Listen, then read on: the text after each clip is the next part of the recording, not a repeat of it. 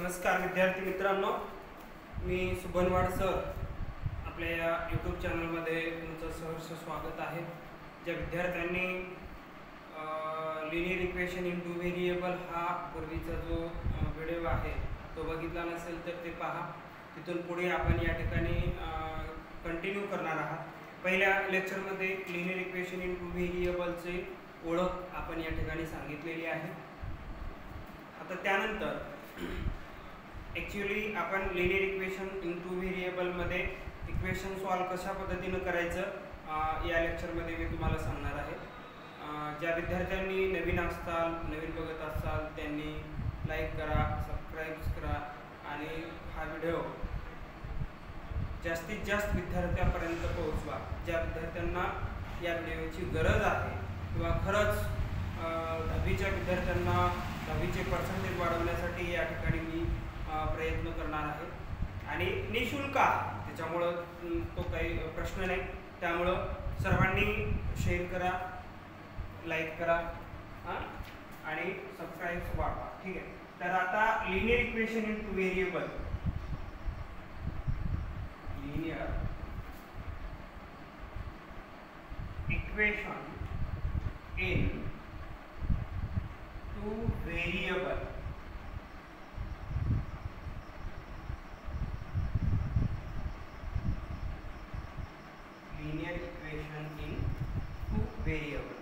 Linear equation in two variable मध्ये आपण example घेऊया. उदाहरणामध्ये नंबर 1 चे एक्झाम्पल जर घेतलं तर सिंपल एक्झाम्पल घेऊ. तर linear equation in two variable मधलं सिंपल एक्झाम्पल आपलं म्हणत घेऊया. x अधिक y बरोबर 8, x मायनस y बरोबर 5 किंवा 6 म्हणजे इक्वेशन नंबर 1 आणि इक्वेशन नंबर 2. या दोन इक्वेशन या ठिकाणी तुम्हाला दिलेले आहेत आणि या दोन इक्वेशन नुसार आपल्याला जर म्हणलं काय म्हणलेलं आहे, find out x and y. हे आपल्याला फाइंड आउट करायचं आहे. x आणि y ची जर किमती काढा जर असं म्हटलेलं असेल तर आपण या ठिकाणी इक्वेशन सोडवत असताना दोन नियम आहेत त्याच्यामध्ये. पहिला नियम असा असला पाहिजे, हे दोन जे चल आहेत हे व्हेरिएबल जे आहेत ते कसे असले पाहिजे, समान असले पाहिजे, सेम असले पाहिजे आणि अपोजिट साइन असलं पाहिजे, म्हणजे विरुद्ध चिन्ह असलं पाहिजे. सेम पेअर अपोजिट साइन हे असणं गरजेचं आहे. आणि जर सेम पेअर आणि अपोजिट साइन जर नसणं गेलं तर आपण ते सेम पेअर अपोजिट साइन करून घेणं गरजेचं आहे. त्याच्यानुसार आपल्याला x किंवा y ची व्हॅल्यू आपल्याला काढता येत नाही. हा इक्वेशन सोडवण्याचा पहिला महत्त्वाचा मुद्दा आहे. मग सेम पेअर आहे का, आहे. अपोजिट साइन आहे का, आहे. अपोजिट साइन म्हणजे काय, प्लस इकडे आहे तर इकडे मायनस, इकडे मायनस असेल इकडे प्लस असेल, इकडे मायनस असलं पाहिजे, म्हणजे विरुद्ध चिन्ह असलं पाहिजे. तर मग आता प्लस मधून आता बघा 1y मधून जर 1y जर गेला तर हे काय होईल, 0 होईल, म्हणजे कुठून जाईल. आणि 1x अधिक 1x विरुद्ध चिन्ह आहे, समान अंक आहेत, त्यावेळेस ते काय होते, ऍडिशन होते. मग आता 1x आणि 1x काय झालं, 2x बरोबर आहे 8 आणि 6 किती होतात, 14. हे 14. मग x आता इथं या दोघांमध्ये काही नाही, म्हणजे गुणाकाराचं चिन्ह आहे. मग हे दोन जे आहे ते मी काय करतो, बरोबरच्या पलीकडे पाठवतो. हा एक महत्त्वाचे जे काही नियम, बरोबरच्या जर पलीकडे गेलं तर काय होतं, चिन्ह बदललं जातं. बघा आता गुणाकार आहे, बरोबरच्या जर पलीकडे गेलं तर ते भागाकारात जाते. भागाकार असेल बरोबरच्या जर पलीकडे गेला तर गुणाकारामध्ये येते, किंवा गुणाकार इकडे असला तर इकडे येऊन भागाकारात होतो. इकडे भागाकारात आहे, इकडे गुणाकारात आला. इकडे वजाबाकीमध्ये आहे, बरोबरच्या जर पलीकडे न्यायचं असेल तर तो प्लस मध्ये होतो. आणि हे इकडे जर प्लस असेल आणि बरोबरच्या जर पलीकडे घेऊन जायचं असेल तर तो मायनस मध्ये होतो. म्हणजे त्याचं काय होतं, चिन्ह बदललं जातं. म्हणजे प्लस इक्वलच्या पुढे न्या त्याला तर ते काय होईल, मायनस. मायनस इक्वलच्या पुढे न्या त्याला प्लस होईल. भागिले बरोबरच्या पलीकडे न्या गुणाकार होईल. आणि गुणाकार आहे बरोबरच्या पलीकडे जर गेला तर तो भागाकार होतो. सेम ॲज इट इज इकडली जर संख्या इकडे आला तर हे चिन्ह या ठिकाणी बदलले जातात. मग आता हे 2x आहे, यामध्ये काहीच नाही म्हणजे गुणाकाराचं चिन्ह आहे. मग आता हे 2x आहे, 2x ला जर आपण पलीकडे नेला, आता इथं गुणाकारात आहे, काही नाही म्हणजे गुणाकार आहे. हे 14 ला 14 ॲज इट इज, ते गुणाकारातलं काय केलं, भागाकारामध्ये आलं. म्हणून x बरोबर काय झालं, 2 सत्ते 14 म्हणजे x बरोबर काय झालं 7. x ची किंमत किती आली, 7.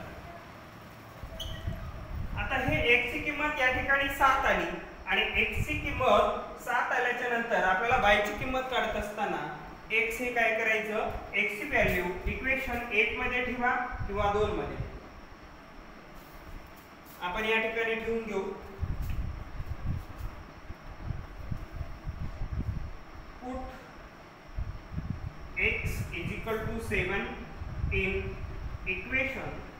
आता इक्वेशन 1 मध्ये ठेवलं तरी बी तेच उत्तर येणार आहे, इक्वेशन 2 मध्ये ठेवा तरीही तेच उत्तर येणार आहे. तुम्हाला जे सोपं वाटतंय त्याच्यामध्ये तुम्ही ठेवू शकता. इक्वेशन नंबर 1 मी घेतलं, तुम्हाला दोन्ही इक्वेशन मध्ये ठेवून दाखवतो तर समानच अंक म्हणजे y ची किंमत तीच येणार आहे. x ची किंमत जसं 7 आली, y ची किंमत पहिल्या इक्वेशन मध्ये ठेवलं जी किंमत आली तीच येणार. दुसऱ्या इक्वेशन मध्ये जरी बी ठेवला x ची किंमत दुसऱ्या इक्वेशन मध्ये बी ठेवला तर तीच किंमत येते.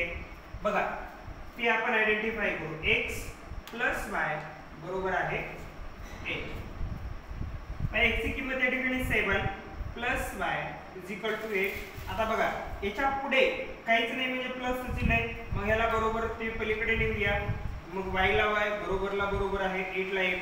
हे जे प्लस आहे प्लस हे इकडे घेऊन येऊ मायनस. आणि संख्या घेऊन जात असताना बरेच विद्यार्थ्यांमध्ये चुका होतात की ही जी इथली संख्या आहे ही संख्या इथं करतात -7 आणि पुन्हा +8 इकडे करतात. हे चुकीची मेथड आहे. ही जी इकडली जी काही संख्या आहे या संख्येच्या पुढे ते साइन लागलं पाहिजे. म्हणजे इथं प्लस आहे या बरोबरच्या पलीकडे गेला तर इथं -7 आलेला. ठीक आहे. तर आता बघा, आता y ची किंमत y ला y ठेवलो बरोबरला बरोबर 8 ला 8 हे प्लस आहे, इकडे जाऊन मायनस झाला, 8 मधून 7 गेले 1 राहिला म्हणजे y बरोबर काय आला 1 आलेला आहे. म्हणजे x म्हणून या ठिकाणी लिहूया x, y इन ब्रॅकेट 7, 1 हे तुमचं उत्तर आहे. x किंवा y च्या किमती. x ची किंमत मी अगोदरच घेतलंय, इथं अगोदरच लिहिलेले, मग y ची किंमत नंतर y ची किंमत नंतर यानुसार आपण लिहिलं गरजेचं आहे. हे झालं. आता मी इक्वेशन 1 मध्ये ठेवून बघलो तर 1 किंमत आलेली आहे. आता दुसऱ्या इक्वेशन मध्ये तुम्हाला ठेवून दाखवतो तेच उत्तर येणार आहे. बघा इक्वेशन नंबर 2 घ्या. इथे लिहू शकता की पुट x = 7 इन इक्वेशन 2 मध्ये ठेवून बघा तुम्ही तेच इक्वेशन घ्या. x + y = 6. 2 नंबरचं इक्वेशन मी घेतलो. x ची किंमत किती आहे 7 - y बरोबर 6 प्लस 7 आहे बरोबरच्या पलीकडेच न्या त्याला y ला y बरोबरला बरोबर 6 ला 6 आहे प्लस मध्ये आहे त्याच्या पुढे काहीच चिन्ह नाही म्हणजे प्लस आहे, प्लसच्या पुढे गेला तो मायनस झाला. ठीक आहे. तर -7 - y बरोबर. आता बघायचं 6 मधून 7 जाणार नाही म्हणून 7 मधून 6 वजा करा. काय येईल तर -1 येईल म्हणजे वजा आणि वजा ही कॅन्सल होईल म्हणजे y बरोबर काय येईल परत 1 येईल. बघा इथं y ची किंमत इक्वेशन नंबर 2 मध्ये ठेवलो y ची किंमत 1च आली, इक्वेशन नंबर 1 मध्ये ठेवलो y ची किंमत 1च आली म्हणजे बदल यामध्ये होणार नाही. x मध्ये 1 इक्वेशन 1 मध्ये ठेवा तीच किंमत 1 किंवा 2 मध्ये ठेवा तीच किंमत येणार आहे. यानुसार हे इक्वेशन आहे. ज्याला ह्या लेक्चरचं म्हणजे किंवा हे गणित आहे या गणिताचं जर स्क्रीनशॉट काढून घ्यायचं असेल तर पॉज करून तुम्ही काढून घेऊ शकता. त्यानंतर दुसरं बघूया आपण. दुसरं इक्वेशन घेऊ. हे सिंपल उदाहरण आहे एकदम. याच्यामध्ये परत थोडंसं क्लिष्ट असणार आहे, अजून दुसरे त्यापेक्षा अपूर्णांकामधले काही असणार आहेत, असे बरेच काही उदाहरणं आहेत. आपण सुरुवातीपासून इक्वेशन हे सिंपल पासून हार्ड करत जाणार आहोत. तरी वेगवेगळे जे काही व्हिडिओ असतील ते या लेक्चरच्या माध्यमामधून तुम्हाला बघायला भेटतील किंवा पाहायला भेटतील. त्यामुळं तुम्ही शेवटपर्यंत बघून किंवा रिटर्न करून तुम्ही या ठिकाणी ते वेगवेगळे व्हिडिओ माझे समजून घेऊ शकता, गणित समजून घेऊ शकता. दुसरा एक घेऊया आपण.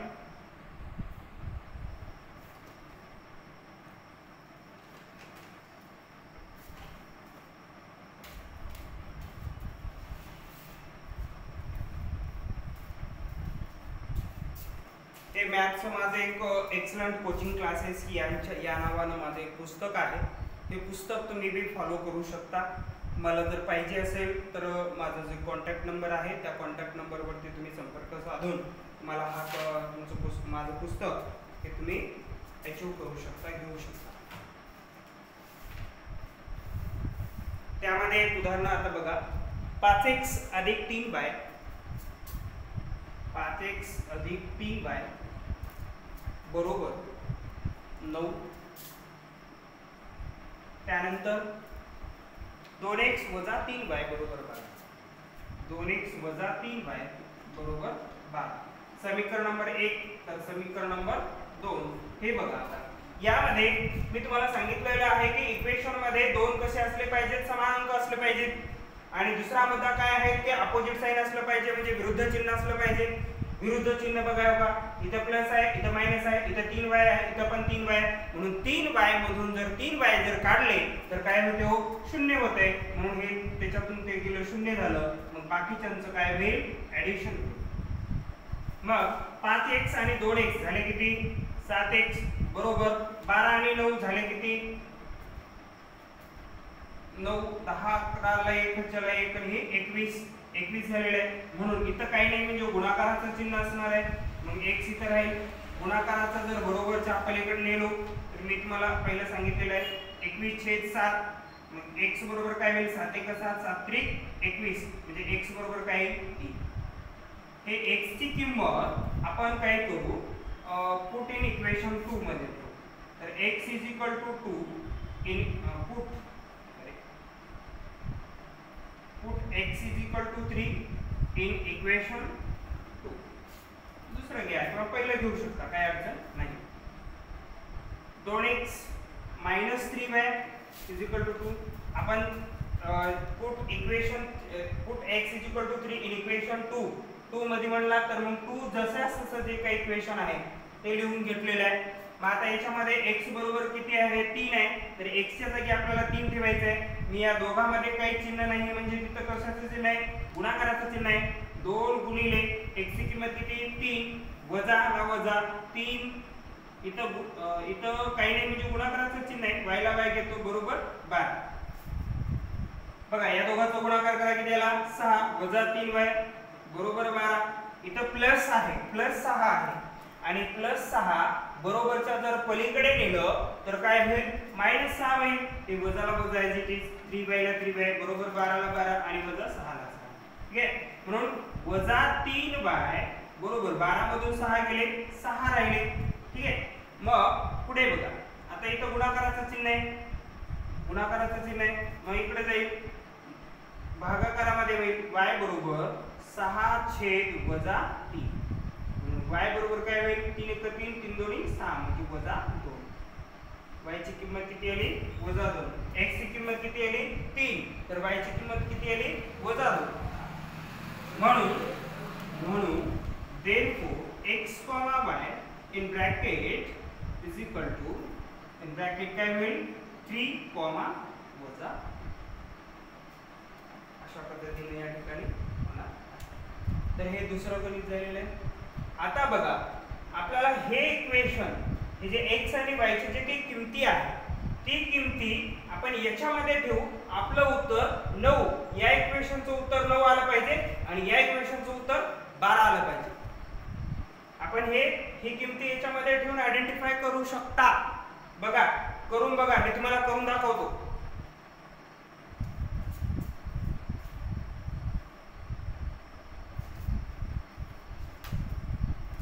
बघा x आणि y ची किमती इथे लिहिलेल्या आहेत. मी काय करतो, आता या इक्वेशन मध्ये तुम्हाला ठेवतो आणि त्याची उत्तरं तुम्ही आहेत की नाही ते आयडेंटिफाय करू शकता.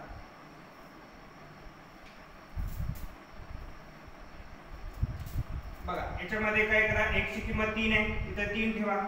5 गुणिले 3 अधिक 3. y ची किंमत वजा 2 आहे, इथं वजा 2 ठेवा बरोबर 9. बघा 5 3 15 अधिक 3 2 6, कसले 6 वजा 6, प्लस मायनस काय होते, मायनस होते. 15 वजा 6, 15 मधून 6 गेले किती आले, 9. म्हणजे इथं 9 बरोबर 9, म्हणजे LHS is equal to RHS. Left hand side बरोबर आहे राईट हँड साइड, म्हणजे left hand side equal to right hand side.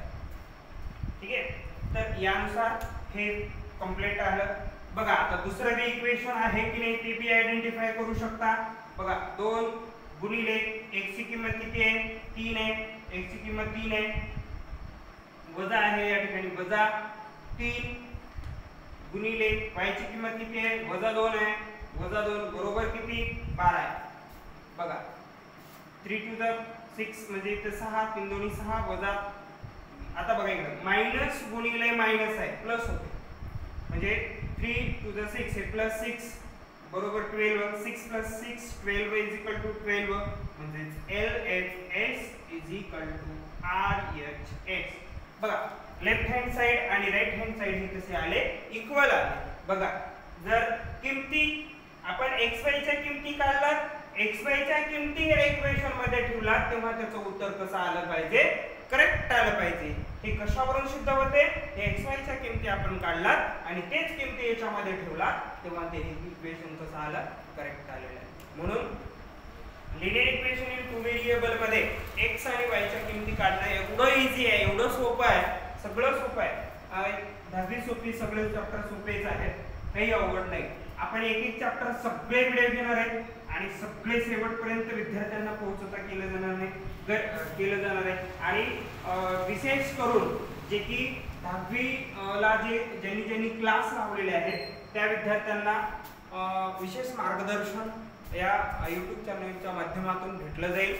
आणि वेळोवेळी काही डाऊट्स असतील किंवा वेळोवेळी काही आता एखादी चॅप्टर आहे आणि त्या चॅप्टर मध्ये शिकवत असताना एखादी घटक शिकवित असताना समजलेला नसेल तर तो विद्यार्थी या व्हिडिओच्या माध्यमातून कंप्लीट करून घेऊ शकतो. कारण का पुन्हा पुन्हा तो व्हिडिओ बघू शकतो, न समजलेला घटक समजून घेऊ शकतो. ते त्या पद्धतीने त्याची आवड पाहिजे, त्या सगळ्या गोष्टी पाहिजे तरच ते तुम्हाला क्लिअर होऊ शकतो. आणि दुसरा इक्वेशन घेऊ. आता बघा आपण बघितलं होतं की ऑलरेडी प्लस होतं, ऑलरेडी मायनस होतं, प्लस मायनस विरुद्ध चिन्ह आणि समान पेयर असलेले दोन उदाहरण आपण या ठिकाणी घेतलेले आहेत.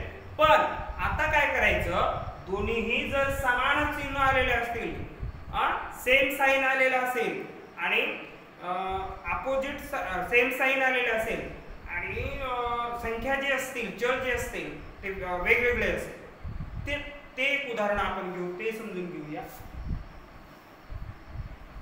3a याच्यामध्ये अल्फाबेटिकली कुठलं पण येऊ शकतो, ABCD XYZ MN वगैरे काही पण कुठलं पण येऊ शकतो. आता तिथं x घेतलं होतं आपण, इथं काय घेतलं होतं व्हेरिएबल a घेतलेलं आहे. 3a + 5b 3a + 5b = 26 equation number 1.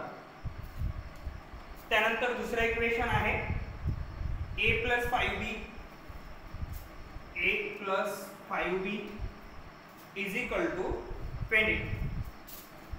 22. तर आता हे समीकरण नंबर 2 आहे. मग आता हे समीकरण नंबर 1 आणि समीकरण नंबर 2 आपल्याला काय करायचं. आता या ठिकाणी बघा, आता इथं काय आहे, अपोजिट साइन आहे का, नाही, सेम साइन आहे आणि 5b आणि 5b आहे, पण इथं सेम साइन आहे. आता सेम साइन पाहिजे. आता 5 मधून 5 जातील, पण 5 + 5 होईल का, नाही म्हणा, प्लस प्लस प्लसच होईल ना, म्हणजे इथं 10b होईल. म्हणजे आपल्याला काय करायचं आहे की इथले हे जी व्हॅल्यू आहे ते 0 करायचे. नसता इकडली तर व्हॅल्यू 0 करा, नाहीतर हे तर 0 करा. याला 0 केलं तर याची किंमत निघेल, किंवा ह्याला जर 0 केलं तर याची किंमत निघेल. मग आता आपण याला हे सेम संख्या आहेत आणि आपण इथं सेम साइन नाही, पण साइन बदलून घेऊ. इथं काय प्लस मायनस करायचं आहे आणि इथं पण प्लस आहे, इथं मायनस करा, इथं प्लस आहे, इथं मायनस करा. मग आता चिन्ह जर आता समजा इथं मायनस असलं असतं तर आपण काय केलं असतं, इथं प्लस केलं असतं. ऑलरेडी इथं प्लस आहे आणि इथं मायनस करून घ्यायचंय. मग आता 3a मधून जर 1a जर गेला तर किती राहिलं, 2a राहिलेलं आहे. हे तर कट झालेलं आहे बरोबर. 26 मधून 22 गेले, 22 23 24 25 26 4 राहिलेले आहे बरोबर आहे. म्हणजे a बरोबर हे गुणाकारामध्ये इकडे जाऊन काय होईल भागाकारामध्ये होईल. म्हणजे a बरोबर 2 2 4 म्हणजे a ची किंमत किती आली या ठिकाणी 2 आली.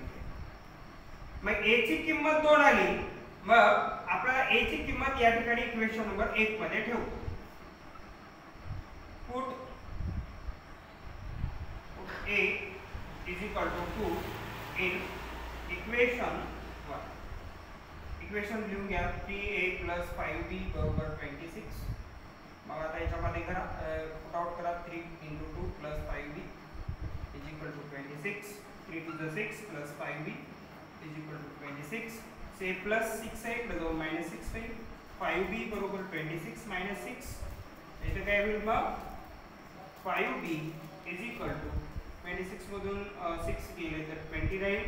म्हणजे b is equal to 20 divided by 5 राहील आणि 5 4 जर 20. तर b is equal to काय 4 येईल. म्हणून therefore a is equal to 2 in comma b is equal to 4. हे याच्या किमती ठीक आहे. त्यानंतर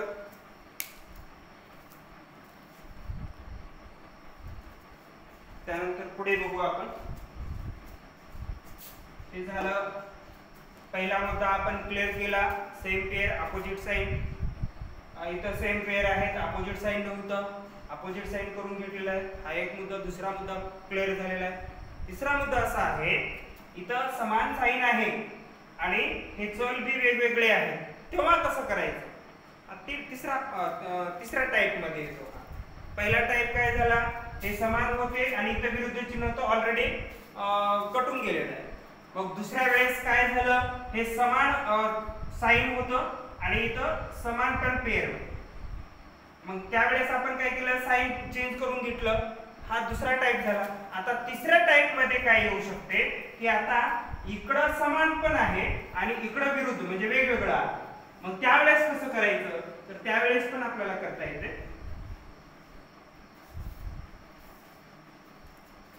तिसरा टाइप बघूया. तिसरा झाला परत एक होता. असे 4 प्रकार लिनियर इक्वेशन इनटू व्हेरिएबल मध्ये इक्वेशन मध्ये डेप्थ मध्ये जर जसं जसं जाताल तसं तसं ते खूप आहे. आणि गणित एवढा सोपा विषय आहे आणि तेवढाच अवघड पण विषय आहे. असं म्हणता येणार नाही की खूप सोपा आहे. समजलं तर खूप सोपाच आहे आणि नाही समजलं तर खूप अवघडच आहे.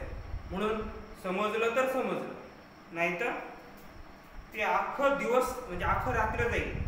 मी माझा एक किस्सा सांगतो तुम्हाला, असंच आठवलं म्हणून सांगतो. कारण का मला जर एखादा जर प्रॉब्लेम जर येत नसेल, सोडवता जर एक प्रॉब्लेम जर येत नसेल तर अख्खं रात्र जरी गेली तर मी ते कॅल्क्युलेशनच करण्यावर राहतो. कॅल्क्युलेशन हे असं हे तसं असं. म्हणजे जोपर्यंत त्याचं सोल्युशन भेटणार नाही तोपर्यंत आपण ते काय करणं गरजेचं आहे, प्रयत्न करणं गरजेचं आहे. म्हणून मला सांगायचा मुद्दा एवढाच आहे की तुम्ही प्रयत्न करा. प्रयत्न केल्यानंतर निश्चितपणे मी सांगतो तुम्हाला असं गणित असं पाठ होऊन जाईल. पाठ म्हणण्यापेक्षा इक्वेशन आलं की लगेच सोल्युशन, एवढं ब्रेन मध्ये तुम्ही फास्ट होऊन जातात. फक्त प्रयत्न राहू द्या. प्रयत्न राहिल्याशिवाय वाळूचे कलर गळीता तेलही गळे असे तुकाराम महाराजांनी म्हणून टाकलेलं आहे. वाळू आहे त्या वाळूला जर तुम्ही रगडला तर त्याचं तेलही गळू शकते. एवढे प्रयत्न तुमच्यामध्ये असले पाहिजे आणि त्या प्रयत्नांतीच परमेश्वर असतो. प्रयत्न खूप महत्वाचे आहेत. जर तुम्ही प्रयत्नच करत नसाल, देरे हरी पलंगावरी असं जर वाटत असेल तुम्हाला तर ते निश्चितपणे कदाचित ते शक्य नाही. म्हणून तुम्हाला ते करणं गरजेचं आहे. आणि जर तिसरा एक टाइप आपण या ठिकाणी बघू आणि या ठिकाणी आपण लेक्चरला थांबूया. x अधिक 7 y x अधिक 7 y जास्त काय वेळ घेणार नाही तुमचा.